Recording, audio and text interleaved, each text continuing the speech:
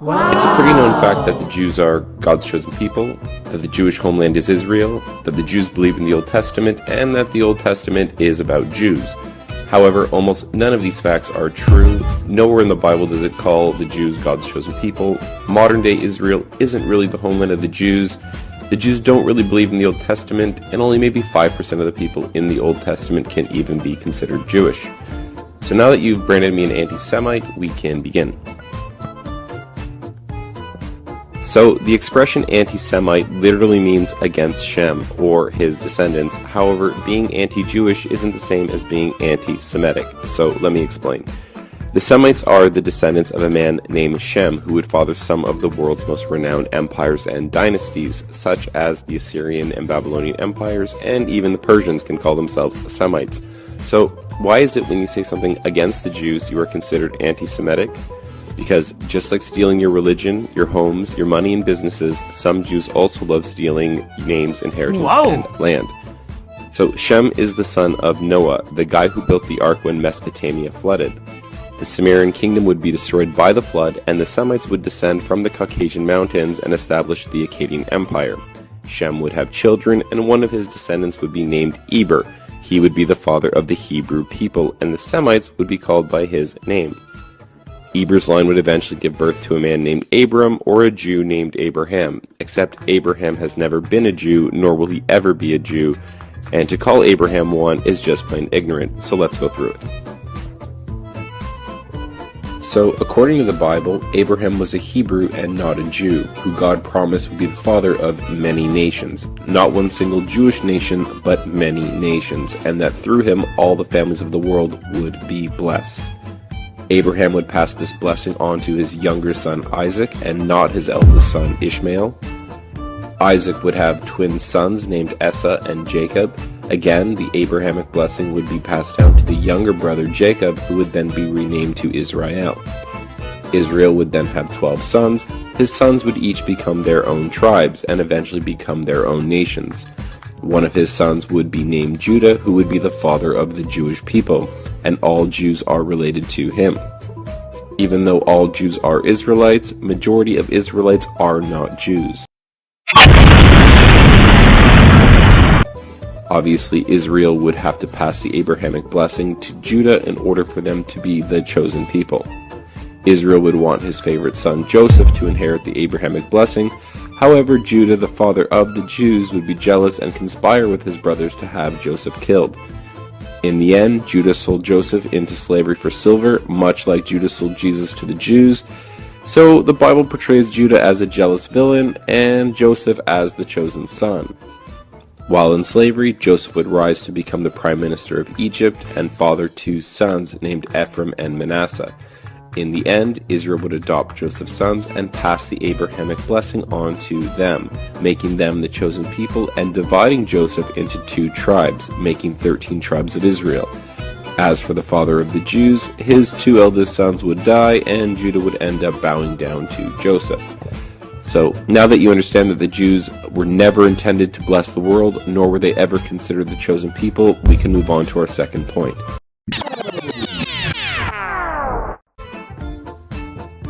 So, is the Jewish homeland Israel? And the answer is yes and not at all.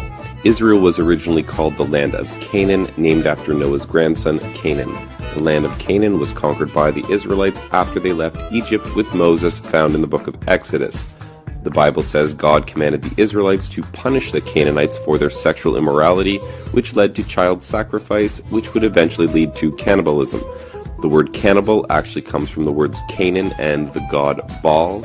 Baal was the god of Canaan, and the priests were known for eating the children after they were sacrificed to him, hence why we call them cannibals.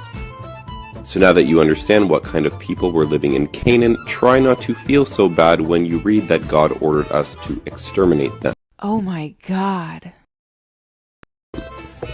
The borders of the Jewish homeland were established by Joshua, who was one of the descendants of Joseph and not from Judah. So if we were to restore the Jews to their original land, according to the Bible, the Jewish homeland would look less like this and more like that. So, like the story of Joseph and Judah, their children likewise wouldn't get along either. After becoming nations, there would be a civil war. The Jews would rule the southern kingdom of Judea, while Joseph's sons would rule the northern kingdom, keeping the name Israel. They would have different religions, believe in different gods, and while Judah stayed in Judea, Joseph would ally himself with the Phoenicians and establish colonies and trade posts all over the Mediterranean. The kingdom of Israel would be corrupted by foreign ideologies, and like the Canaanites would fall into materialism, sexual immorality, and child sacrifice, which would lead to them being conquered by the Assyrian Empire. Some of the Israelites would be taken into captivity into the lands of Assyria and Media, while some of the Israelites and Phoenicians would flee to their colonies and trade posts, fulfilling the promise made to Abraham that the world would be blessed through him, as he would be the father of many nations. So the sons of Joseph would become fruitful and multiply among the nations, forgetting who they are, which shouldn't surprise us considering their names literally mean fruitful and forgetful. Just like the northern kingdom, the Jews would fall into sexual immorality and start sacrificing their children. They would be conquered and enslaved by the Babylonians, then freed and re-established by the Persians, conquered again by the Greeks, and later occupied by the Romans. While under Roman rule, the Jews would launch the greatest revolution in Roman history, known as the Great Revolt, which would fail, causing Judea, Jerusalem, and the Jewish temple to be destroyed, ironically fulfilling everything Jesus and the Christians said would happen.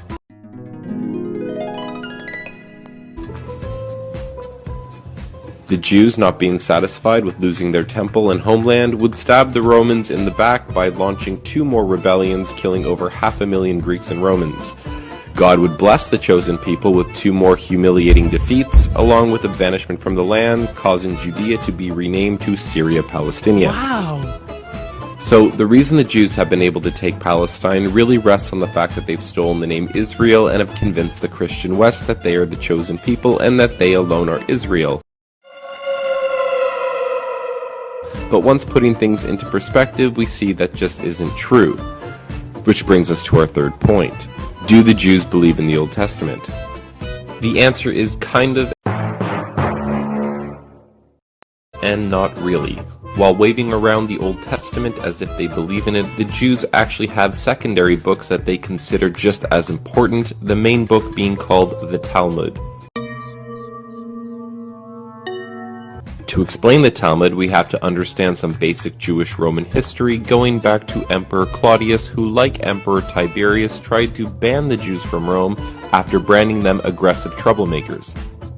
Sadly, Emperor Claudius didn't understand how to play the Game of Thrones and ended up mysteriously being killed. His successor, Emperor Nero, would lift the Jewish ban, which shouldn't surprise us considering the Talmud says he was a Jewish convert. Nero and his Jews would engage in some of the most barbaric acts known to man. Just to give you an idea of how crazy this pro-Jewish Roman emperor was, Nero burned down Rome and blamed it on the Christians, causing them to be tortured and killed in the worst ways imaginable. He murdered his entire family, then kicked his pregnant wife and unborn child to death, and then castrated a young boy named Sporus and forced him to dress like the wife who he had just murdered. With the coming of Jesus, the Jews would divide into 2 main groups. Those who believed that Jesus is the Messiah, while the other group of Jews rejected this claim, believing that their Messiah would come wielding a sword to destroy the Romans and set up a Jewish empire, which is what led the Jews to revolt against Rome in the first place. That, and they just didn't want to pay taxes. Game over. After their failed rebellions, the Jews would retreat to Babylon, creating the religion we know today as Judaism, making Christianity older by about 200 years. The Jews would argue and say that the Talmud is the oral law that was passed down orally without any mistakes since the time of Moses, before finally being written down between 200 and 400 years after Jesus. This would place the Jews in first place above the Muslims for the longest, most successful game of broken telephone ever played.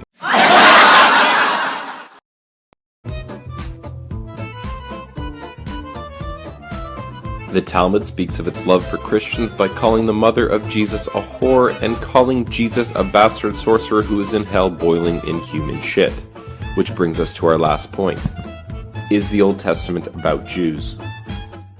The answer is no, not really. Because the Jews have stolen the name Israel, you would never guess that the majority of the people in the Bible are not Jewish. The Apostle Paul, for instance, even though everyone calls him a Jew, Paul quickly separates himself from the Jews and says, "I am an Israelite of the tribe of Benjamin."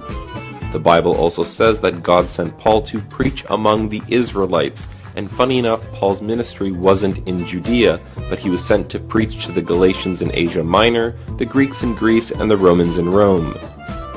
The Bible is constantly separating the kingdom of Israel from the kingdom of Judah, as it is constantly separating Joseph from Judah. The entire Jewish deception and hijacking of the Bible depends on them stealing the terms Semites, Hebrews, and Israelites. For example, Moses, the man who wrote the first 5 books, known as the Torah, did not come from the tribe of Judah, nor was he part of the kingdom of Judea, yet somehow he is a Jew. The reality here is the majority of the people in the Old Testament are not Jewish. The Bible is a book that tells the history of many nations and peoples, like the Semites, Hebrews, Israelites, Egyptians, Phoenicians, Babylonians, Assyrians, Armenians, Persian, Greeks, Romans, and many others. It's not only about Jews.